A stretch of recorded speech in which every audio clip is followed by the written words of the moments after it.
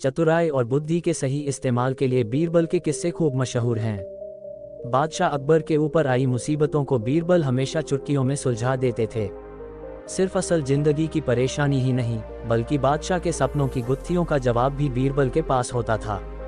ऐसा ही एक किस्सा है बादशाह के अजीब सपने का। आइए आपको सुनाते हैं पूरी कहानी। एक बार की बात है जब बादशाह अकबर गहरी नींद से अचानक उठ गए और फिर रात भर सो नहीं सके। वो बहुत परेशान थे क्योंकि उन्होंने अजीब सा सपना देखा था जिसका मतलब वो समझ नहीं पा रहे थे। उन्होंने देखा कि उनके एक के बाद एक सारे दांत गिरते चले गए और आखिर में सिर्फ एक ही दांत बचा। इस सपने से वह इतने चिंतित हुए कि उन्होंने इसके बारे में सभा में चर्चा करने के बारे में सोचा। अगले दिन सभा में पहुंचते ही अकबर ने अपने विश्वसनीय मंत्रियों को सपना सुनाया और सभी से राय मांगी।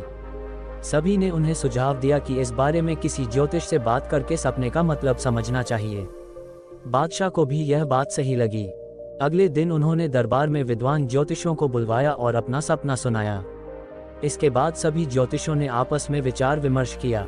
फिर उन्होंने बादशाह से कहा, जहांपनाह, इस सपने का एक ही मतलब निकलता है कि आपके सभी रिश्तेदार आपसे पहले ही मर जाएंगे।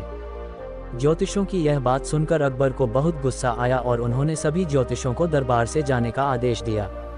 उन सभी के जाने के बाद बादशाह अकबर ने बीरबल को बुलाया और कहा, बीरबल, तुम्हारे अनुसार हमारे सपने का मतलब क्या होगा? बीरबल ने कहा, हुजूर, मेरे हिसाब से आपके सपने का मतलब ये था कि आपके सभी रिश्तेदारों में से आपकी उम्र सबसे ज्यादा होगी और आप उन सभी से ज्यादा समय तक जीते रहेंगे। इस बात को सुनकर बादशाह अकबर बहुत खुश हो गए। वहां मौजूद सभी मंत्रियों ने सोचा कि बीरबल ने भी ज्योतिषों की ही बात को दोहराया है।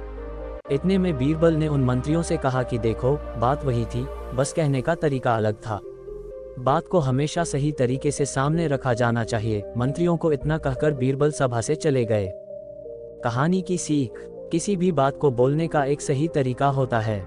विचलित करने वाली बात को भी सही तरीके से कहा जाए तो उसका बुरा नहीं लगता। इसी वजह से बात को हमेशा सही तरीका और सलीके से रखा जाना चाहिए। कहानी कैसी लगी दोस्तों, कमेंट कर जरूर बताएं और ऐसी ही कहानियां सुनने के लिए हमारे YouTube चैनल को जरूर सब्सक्राइब करें। धन्यवाद।